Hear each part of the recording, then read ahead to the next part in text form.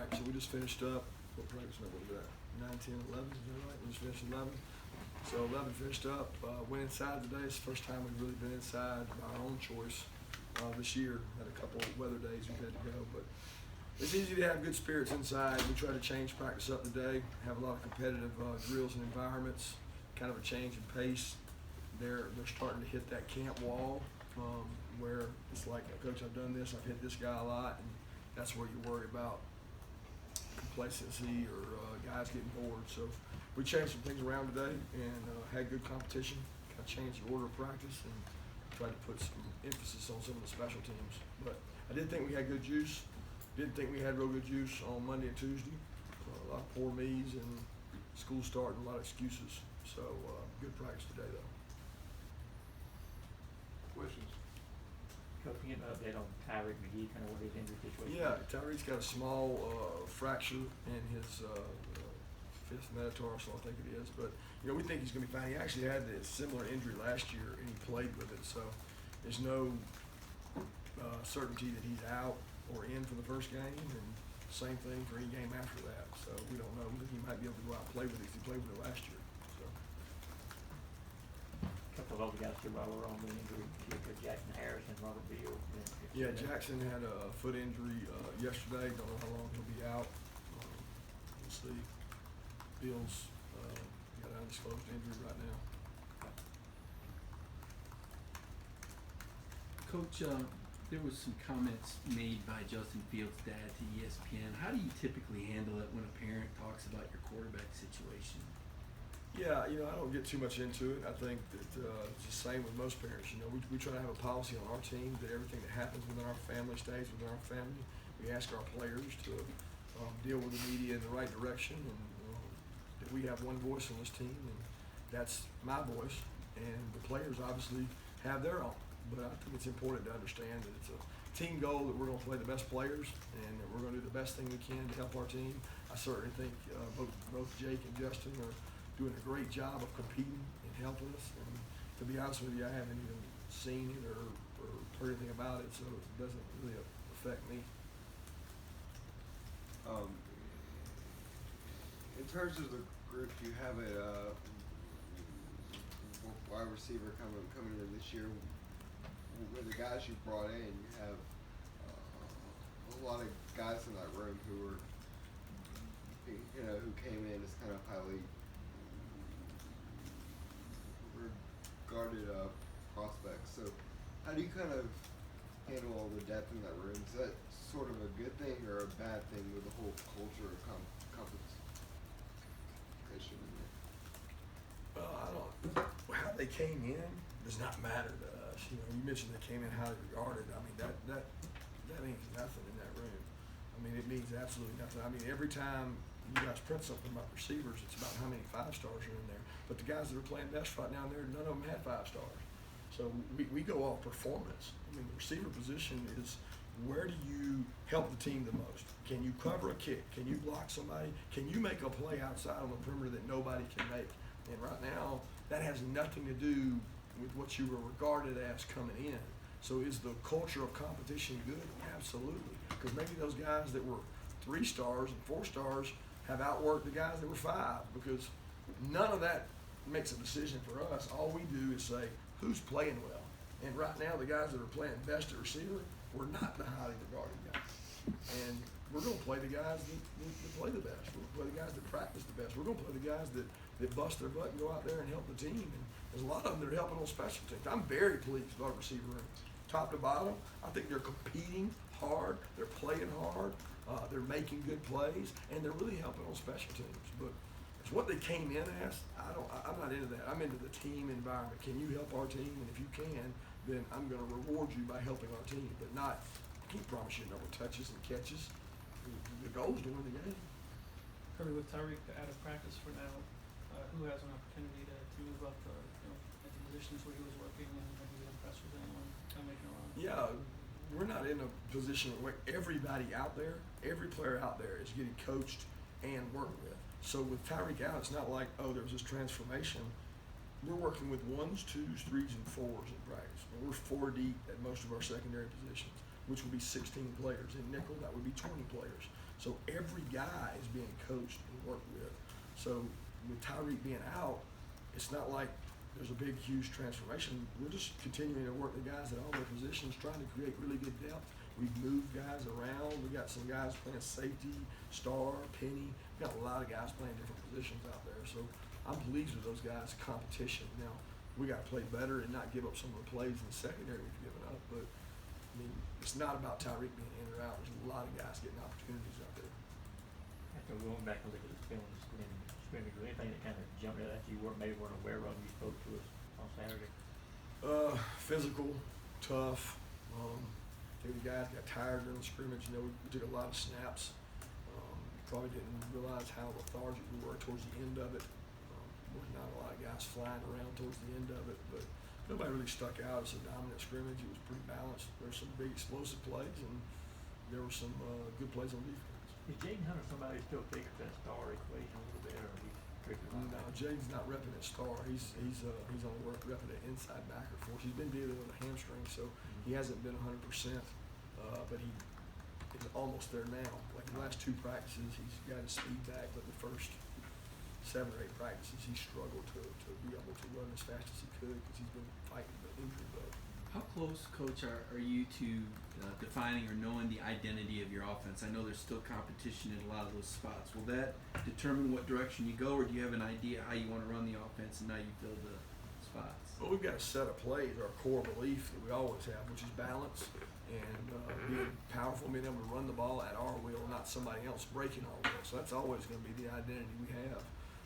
But as far as having it formed by any shape or form, I don't think we'll have that. We won't have that until the 2 deep is set on the offensive line and how the top 10 shake out of the alignment that we're going to be able to work with this season.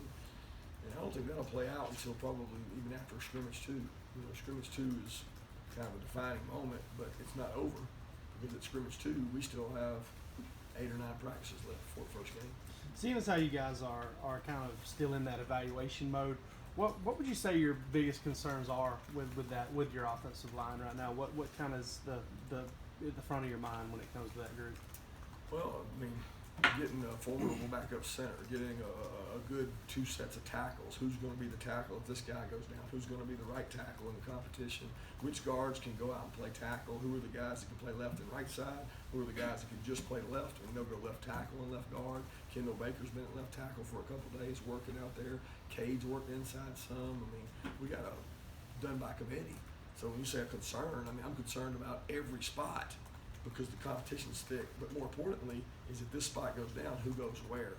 And I think Sam does a good job of putting himself in a situation that if something happens, we know the plan of action. The offense this year with formulating a game plan and play calling, how much, if anything, did things change with position groups change, or with Coley going to quarterbacks and getting the title, or do you envision things kind of going the way they have? I'm not sure I know what you're asking. In terms of formulating a game plan and play calling, ultimately Jim up there and Yeah, Jim's going to call plays. He'll call the plays by design. I don't know that you can say Coley's going to have more of an impact on the offense because he had a huge impact last year. So it would be misspoken to say, oh, okay, now we're going to have this premonition. No, it's the same offense. We got Cortez bringing ideas in. We've got ideas formulated by what we did in off-season studies. So the building of the package is really based on what we have. What are our strengths? Are we stronger at receiver than running back, or are our backs going to be as good and as explosive as they were last year? We got to see some of that and see. But the way the offensive game plan's built will be very similar. We just have more input because we got one more coach. And the way it's called will be very similar to how it's called last year with Jim calling from the box. Touching back on the quarterbacks, specifically with Jake, I mean, what type of things have you seen with how he's handled his second fall practice, how he's kind of developed from the end of last year? How he's handling everything as far as the leadership position or what? Just as far as his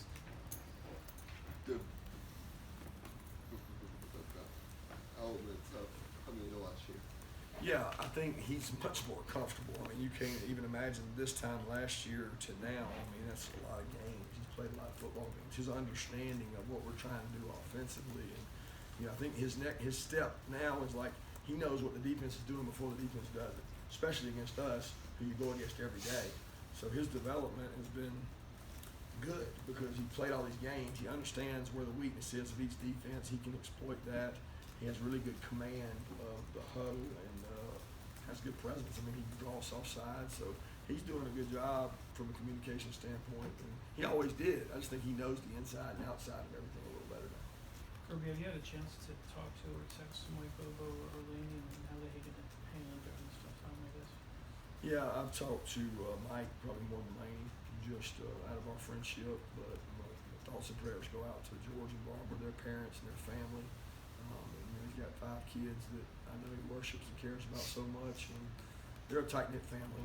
If I know Mike Bobo, I know that whatever he's dealing with, it ain't too strong for him because he was built rock solid. So I know he'll fight his way through it.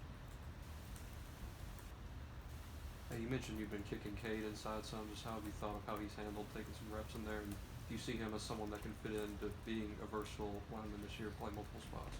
Yeah, it's been an experiment for us. You know, he's played some right tackle here. He's played some left tackle here. He's working at some guard. I think it's easier for him to stay on the left side.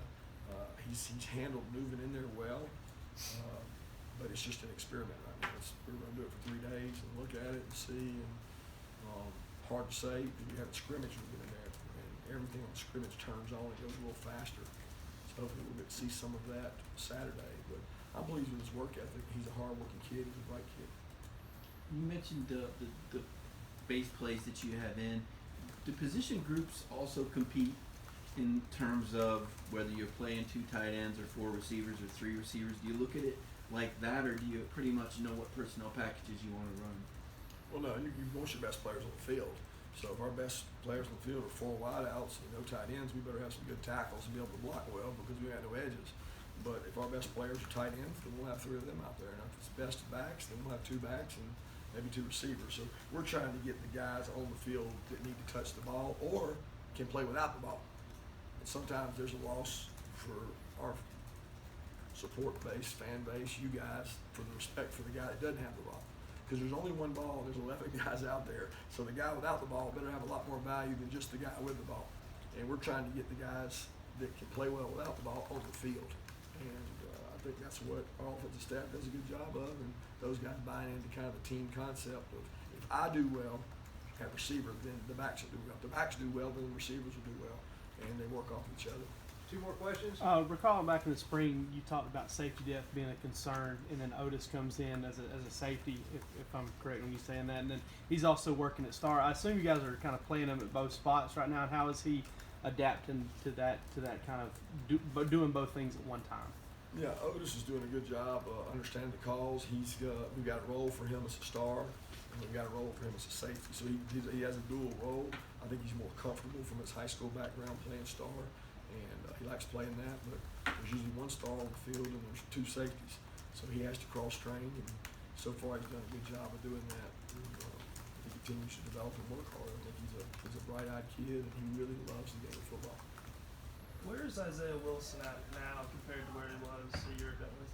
Oh, yeah, he's a long way. I mean, he's not there, but this time last year he was sucking up in the heat. I mean, he was struggling with the heat, and now he's over that. He's playing quicker. He's playing faster. He's seen things.